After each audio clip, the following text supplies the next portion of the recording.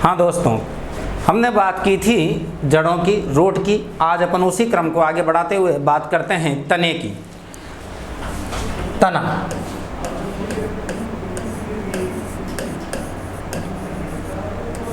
Stem, तने की बात करते हैं। इससे पहले हमने जब जड़ों में बात की थी तो जड़ों में हमने कहा था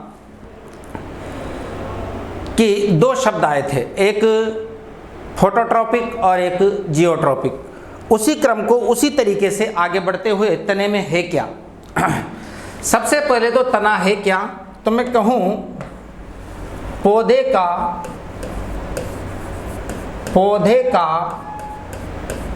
वह भाग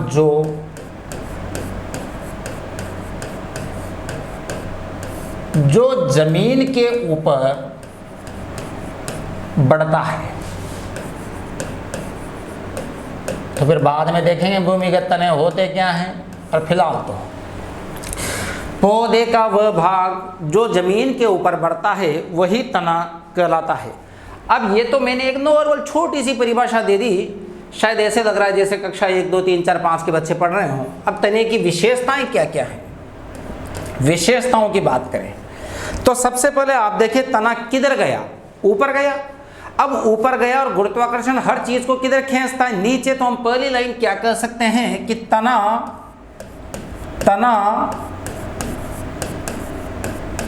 गुरुत्वाकर्षण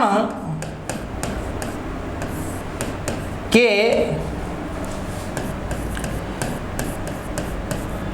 विपरीत बढ़ता है। गुरुत्वाकर्षण के विपरीत बढ़ता है।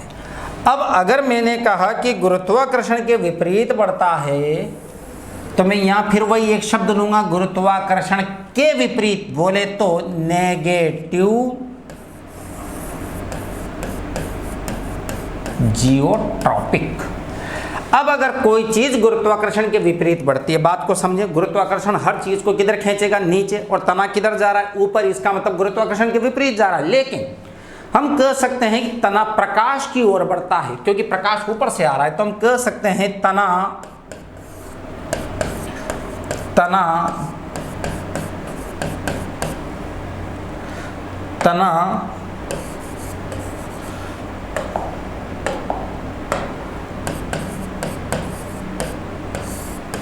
प्रकाश की ओर बढ़ता है। अब अगर प्रकाश की ओर बढ़ता है तो फिर वही लैंग्वेज क्या उठा के लाऊं, प्रकाश की ओर, बोले तो पॉजिटिव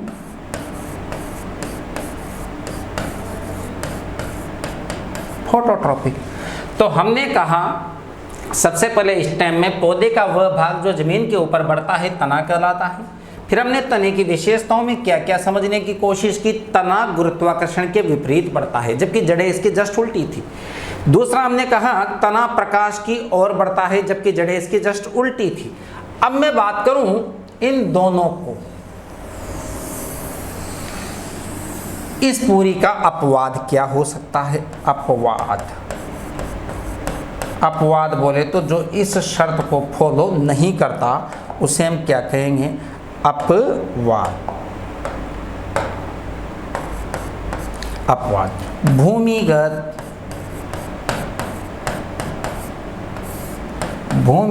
तनों को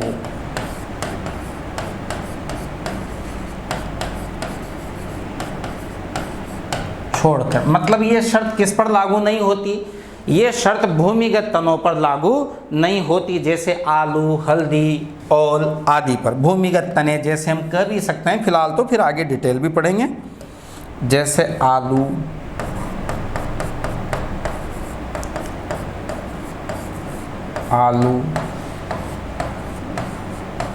हल्दी, ओल आदि, डिटेल भी पढ़ेंगे इन सब की। सबसे पहले हमने कहा तना पौधे का वो भाग जो ज़मीन के ऊपर बढ़ता है उसी को तना कहते हैं। फिर हमने तने में क्या कंडीशन कही कि तना गुरुत्वाकर्षण के विपरीत बढ़ता है, रीजन क्योंकि गुरुत्वाकर्षण हर चीज़ को नीचे खींचता है और तना उल्टा ऊपर जा रहा है, इसका मतलब गुरुत्वाकर्षण के विपरीत जा रहा है, बोले तो नेगेटिव जियोट्रॉपिक। और कोई चीज़ अगर गुरुत्वाकर्षण के विपरीत है तो डेफिनेट वो प्रकाश की ओर ही होगी, इसलिए हमने कह दिया अर्थात ये प्रकाश की ओर बढ़ता है, पॉजिटिव फोटोट्रॉपिक। लेकिन इसके अपवाद क्या हैं, भूमिगत तने, और भूमिगत तने में क्या क्या आते हैं, आलू, हल्दी, ओल आदि। ये तो मैंने यहाँ तक की बात की। आगे मैं क्या और कहूँ, अगली एक और चीज़ हमने कहा, एक चीज़ और क्लियर कर लेते हैं जो हमने जड़ों में भी कहा है। तने में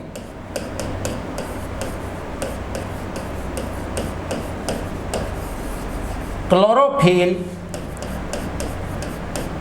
पाया जाता है। अब मैं कह रहा हूं तने में क्लोरोफिल पाया जाता है, तो आप कह सकते हैं कि क्लोरोफिल अगर पाया जाता है तो डेफिनेट तना क्या होना चाहिए, रंग कैसा होगा, तो आप कह सकते हो रंग हरा होगा। इसका मतलब तने का रंग कैसा होता होगा, तो तने का रंग हरा होगा। और हरा होगा तो क्या करेगा, तो आप कह सकते हो प्रकाश संश्लेषण में सहायक। प्रश्न संख्या मत पढ़ लेना कि प्रश्न संख्या करने में सहायक होता होगा, नहीं, प्रकाश संश्लेषण में सहायक होगा। मैंने कहा तने में क्लोरोफिल पाया जाता है, और क्लोरोफिल पाया जाता है तो ये प्रकाश संश्लेषण में सहायक होगा। एक और चीज अब बात करते हैं, तने में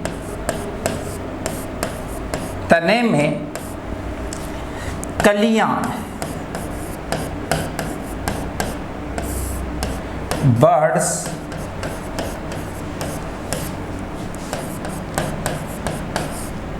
पाई जाती है।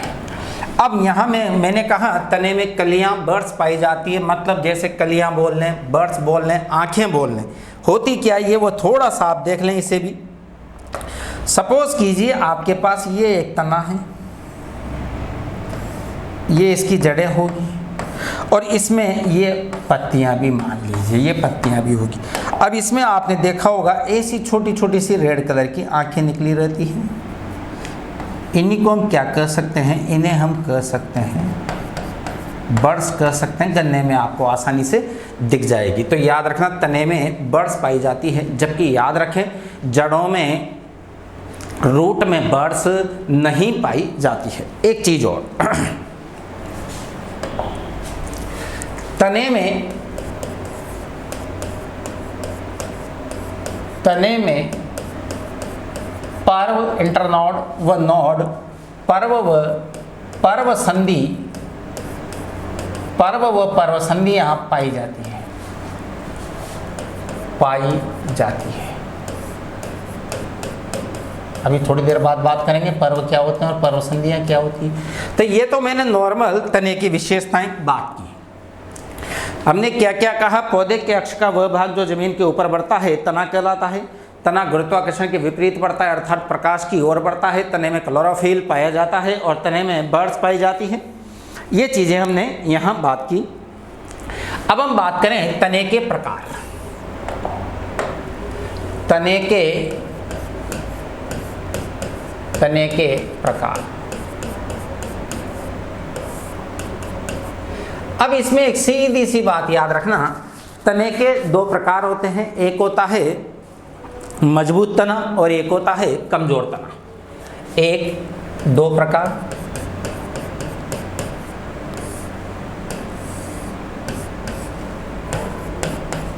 एक मजबूत तना, दूसरा कमजोर तना। नाम से लग रहा है मजबूत तना जो खुद ही मजबूत है, जिसे सपोर्ट की सहारे की जरूरत नहीं होती। इसका मतलब मैं सीधा सीधा कह सकता हूं सपोर्ट की जरूरत नहीं,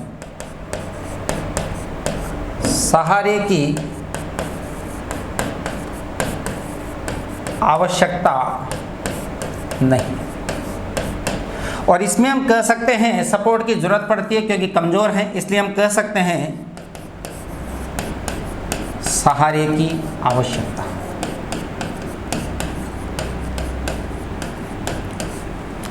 अब कमजोर तने में कौन कौन हो सकते हैं? तो कमजोर तने में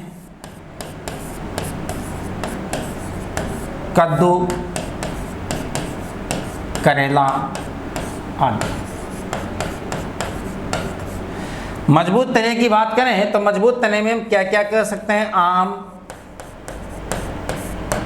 जामुन, जो भी आपको, नीम, पीपल, जो भी आपको याद आ रहे हैं, ये सब मजबूत ही तने हैं। अब कमजोर तने में तो केवल बेल या कद्दू, करेले आते हैं जो कमजोर हैं, आप इन्हें जानते हैं। मजबूत तने में थोड़ा सा आगे और बात करें। मजबूत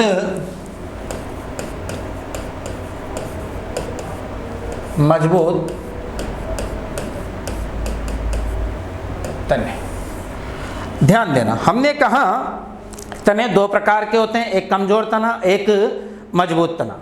अब मैं सबसे पहले जो इसमें बात कर रहा हूं वो कर रहा हूं कॉर्डेक्स तना।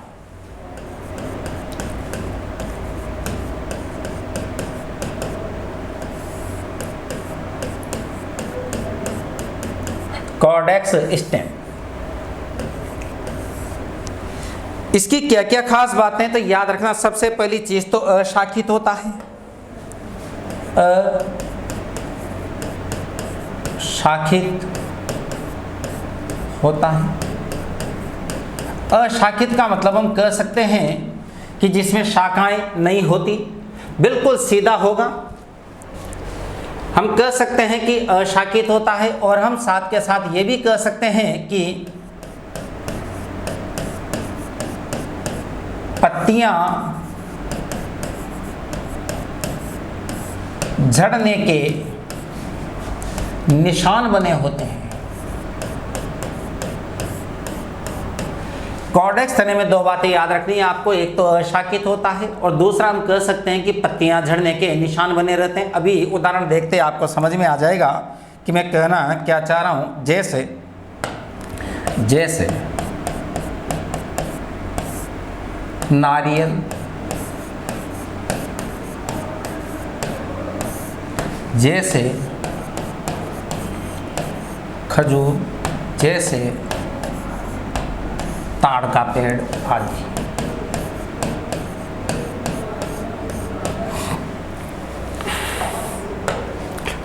ये तो मैंने बात की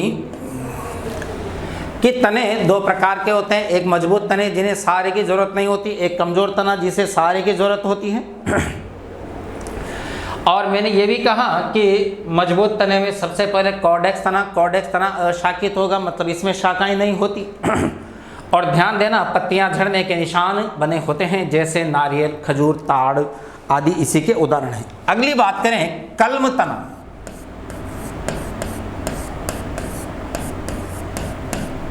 कलम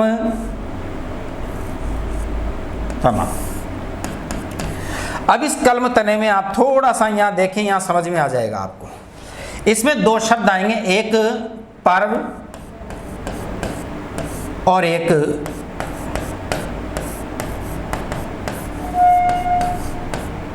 पर्व संधि। एक तो मैंने कहा पर्व और एक मैंने कहा पर्व संधि। जो हम थोड़ी देर पहले बात कर रहे थे, पर्व और पर्व संधियां होती क्या है? तो याद रखना, इसके पर्व जो हैं वो तो होंगे खोखले,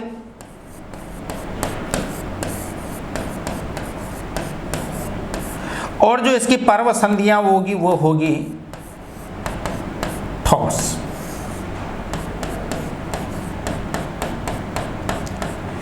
मैंने कहा पर्व तो होंगे खोखले और पर्व संधियां होगी ठोस। अगर इस तरीके से कोई तना होता है तो उसे कलम तना कहा जाएगा।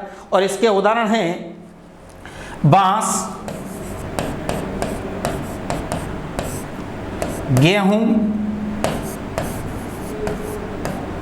और धान।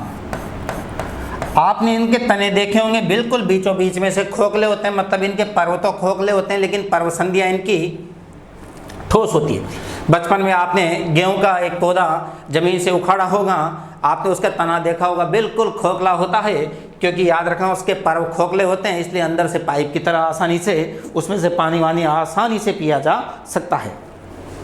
एक और सी है जिसका नाम है, हमने बात की एक कॉर्डेक्स तना, दूसरा कलम तना, और तीसरा जो मैं बात कर रहा हूं वह है स्केप तना।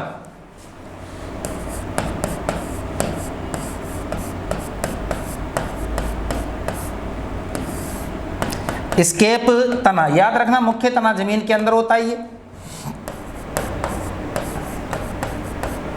मुख्य तना जमीन के अंदर होगा, लेकिन ध्यान देना, मैंने कहा स्केप तना, मुख्य तना तो जमीन के अंदर होगा, लेकिन इसका प्ररोह निकलता है। लेकिन प्ररोह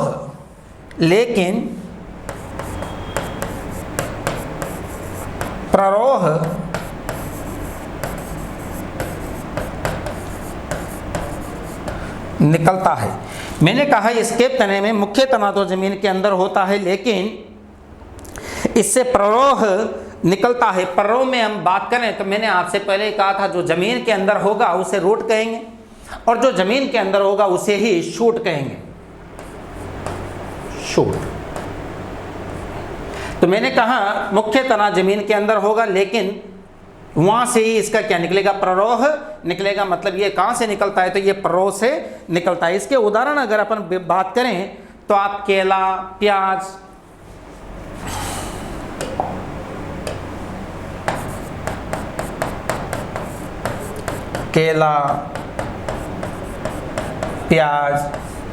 और आप चाहे तो आलू भी लिख सकते हैं, आदि। इस तरीके से हमने 3 बात की। दोबारा सुने, तने में हमने क्या कहा, पौधे का वह भाग जो जमीन के ऊपर बढ़ता है तना कहलाता है।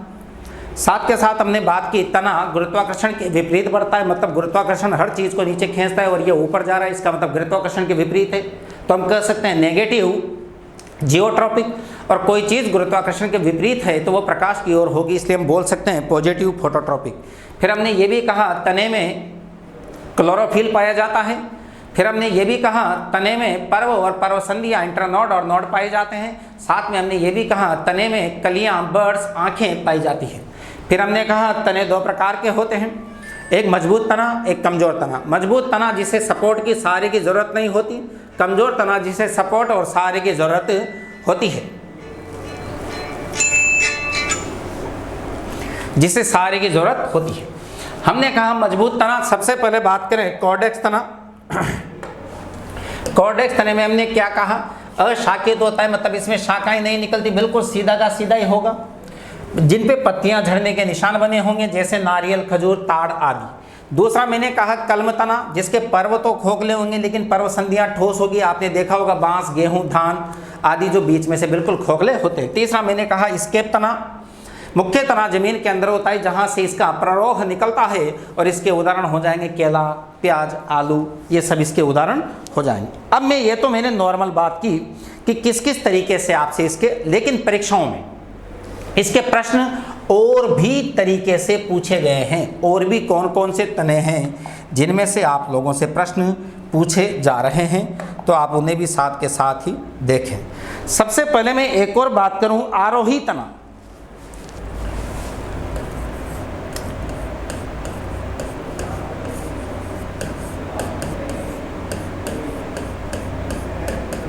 आरोही तना, अब ये नाम तो आपने सुन ही रखा होगा, आरोही और अवरोही। आरोही का मतलब बढ़ते क्रम में, अवरोही का मतलब घटते क्रम में।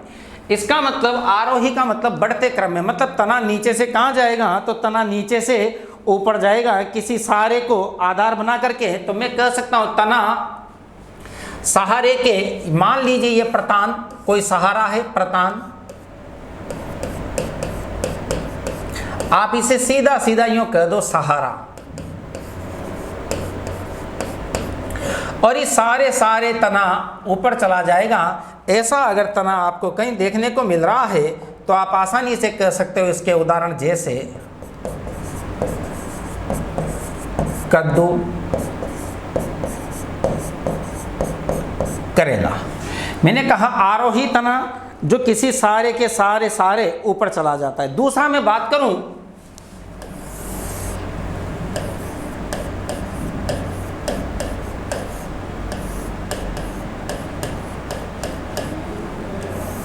बल्लरी तना, ये कोई सहारा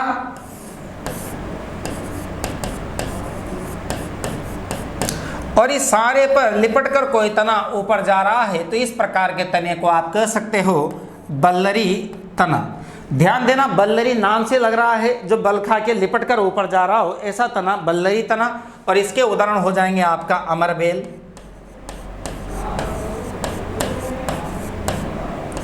और एक और उदाहरण हो जाएगा इसका सेम। एक और तना देखें आप, विसर्पी तना।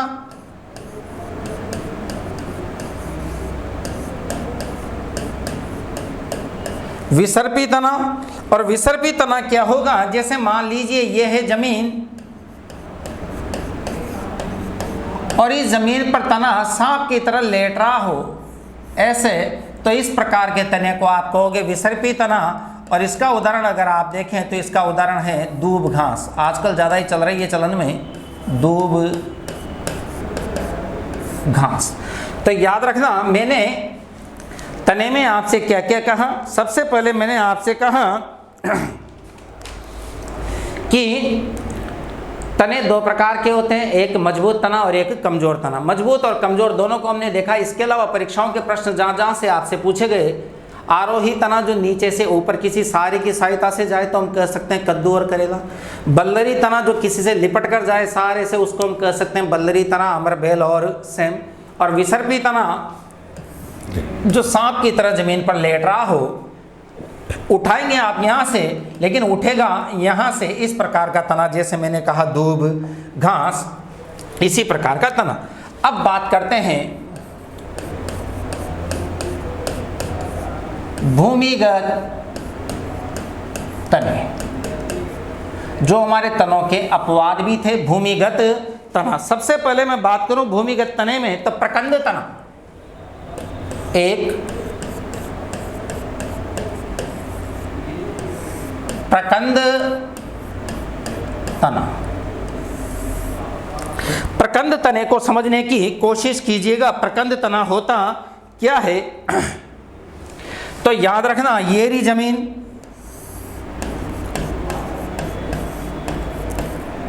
और इस जमीन के अंदर तना कुछ ऐसे जाता है। अब जब कुछ ऐसे जाएगा तो आकृति में बड़ा हो जाता है। इसको हम कह सकते हैं क्षैतिज वृद्धि। क्षैतिज वृद्धि मतलब प्रकंद तने जमीन के अंदर तो होते हैं, लेकिन जमीन के अंदर किस तरीके की वृद्धि करते हैं, तो आप कह सकते हैं क्षैतिज वृद्धि करते हैं। और इसके उदाहरण क्या हो जाएंगे, तो याद रखना अदरक,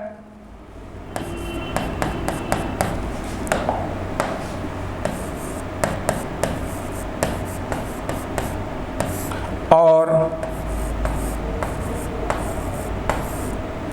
हल्दी। ये तो मैंने बात की प्रकंद तने की। दोबारा सुने, इस प्रकार का तना नाम से लग रहा है भूमिगत तने। हमने पहले टॉपिक डाल दिया, इसका मतलब जमीन के अंदर है, और जमीन के अंदर है तो हम कह सकते हैं कि इस प्रकार का तना जमीन के अंदर क्षैतिज वृद्धि करता है। क्षैतिज वृद्धि करेगा तो उसे ज़्यादा ताकत लगाने की जरूरत नहीं होगी, और ज़्यादा ताकत लगाने की जरूरत नहीं होगी तो आकार में क्या हो जाएगा, थोड़ा सा बड़ा हो जाएगा।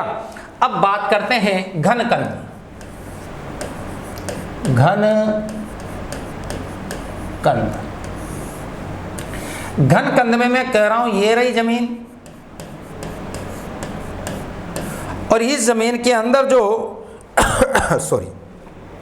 जो तना होगा वो ऐसा होगा।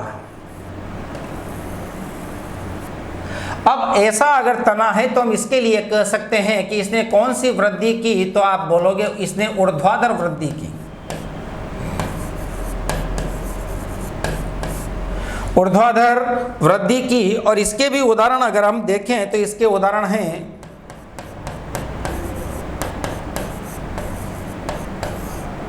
अरबी और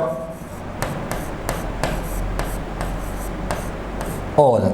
अरबी आप अच्छे से जानते हो, ओल मैं बता देता हूं आपको। ओल जो है इसे कैसे खाया जाता है, तो याद रखना ओल में रेफाइड्स होते हैं, बिल्कुल अरबी जैसी होती है, इसमें रेफाइड्स होते हैं। अगर इसे आप डायरेक्ट खा लोगे तो मैं कह सकता हूं ओल को सीधा खाने से, डायरेक्ट खाने से, सीधा खाने से गला छिल जाता है, इसलिए हम कह सकते हैं नोचनी रोग हो जाता है।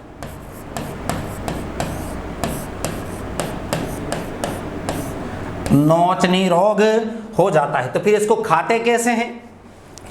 इसे रात को नींबू और नमक में, इसको रात को काट करके एक पात्र में भर लेते हैं, उसमें थोड़ा सा नींबू और नमक डाल लेते हैं, रात भर ये उसमें आराम से गल जाता है। तब तक इसके सारे रेफाइड्स उसमें से सारे,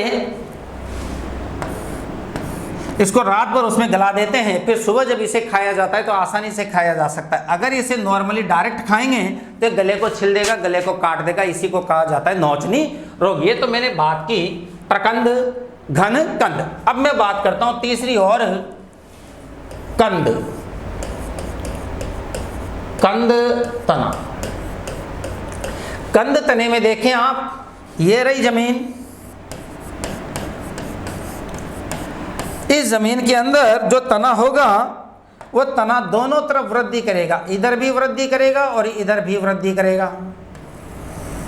और जो दोनों तरफ वृद्धि करता है तो हम कह सकते हैं क्षैतिज वृद्धि भी होगी प्लस ऊर्ध्वाधर वृद्धि भी होगी। और दोनों प्रकार की वृद्धि होती है स्टूडेंट की लाइफ में। मतलब अगर स्टूडेंट इसे नहीं खाता तो क्या होता? आलू में। ध्यान देना, परीक्षाओं में सबसे ज़्यादा पूछा गया प्रश्न है आलू क्या है। तो याद रखना आलू एक तना है। और डीपली पूछे तो कौन सा तना है, तो आलू एक कंद प्रकार का तना है। अब बात करते हैं नंबर 4, शल्क कंद। तो याद रखना प्रकंद, घनकंद, कंद और शल्क कंद। शल्क कंद आसानी से समझ में आ जाएगा, जिसमें से शल्क निकले।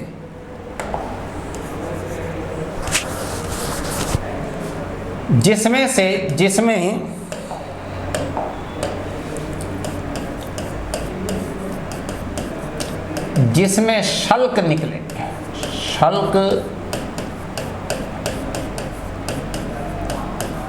निकले। अब शल्क किसमें से निकलेंगे, तो सीधी सी बात, एक तो प्याज और दूसरा लहसुन। प्याज और लहसुन। यहां से भी प्रश्न पूछे जाते हैं, थोड़ा सा याद रख लीजिएगा। एक प्रश्न आपसे पूछा जाता है लहसुन में गंध का कारण, गंध का कारण। तो लहसुन में गंध किसकी वजह से आती है, तो आप बता दीजिएगा।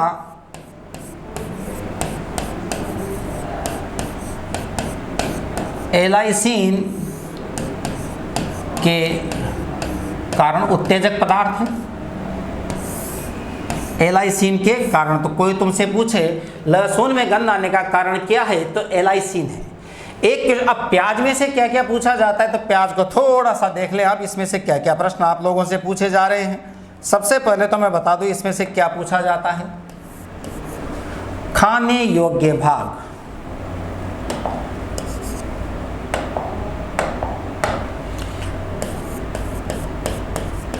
खाने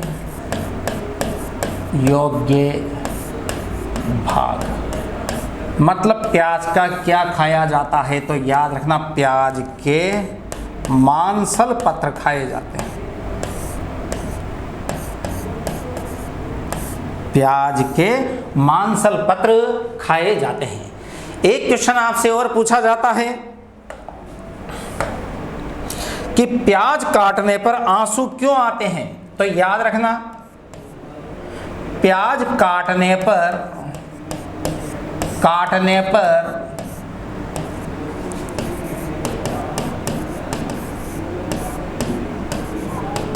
आंसू आने का कारण। तो प्याज काटने पर जो आंसू आते हैं वो किसकी वजह से आते हैं? तो याद रखना सल्फर डाइऑक्साइड गैस की वजह से आते हैं। आंसू आने का कारण sulphur dioxide gas, SO2 gas, SO2 gas. एक क्वेश्चन और आप लोगों से पूछ लिया जाता है, प्याज में भी गंध का कारण, तो याद रखना गंध का कारण, प्याज में गंध का कारण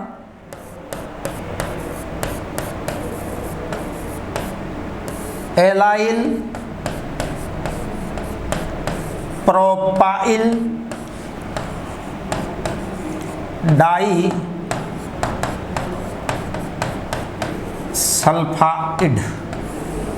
तो याद रखना मैंने यहाँ क्या क्या कहा कि शल्ककंद में कौन आते हैं? तो प्याज और लहसुन आते हैं। और प्याज और लहसुन में मैंने कहा जिसमें से शल्क निकले। मैंने लहसुन में कहा गंध आने का कारण, तो याद रखना एलाइसिन के कारण जो है प्याज में गंध आती है, सॉरी लहसुन में गंध आती है एलाइसिन के कारण। फिर मैंने कहा प्याज, एक क्वेश्चन आपसे पूछा जाता है प्याज का खाने योग्य भाग, तो मांसल पत्र है। प्याज काटने पर आंसू आने का कारण, तो याद रखना सल्फर डाइऑक्साइड गैस है। और प्याज में गंध का कारण क्या है? तो याद रखना प्याज में गंध का कारण है एलाइल प्रोपाइल डाई सल्फाइड। अब इतना लंबा चौड़ा नाम तो आता न जाता, इसलिए आप सीधा सीधा याद रखना किसके कारण? सल्फाइड के कारण। बोले तो सल्फर के कारण, सल्फर के कारण। और फिर भी अगर सल्फाइड ही लिखना पड़ा तो S-2।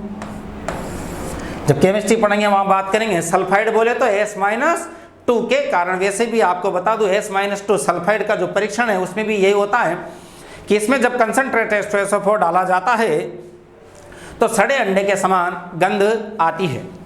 तो इस तरीके से आपका ये स्टेम कंप्लीट हो जाता है। धन्यवाद साथियों।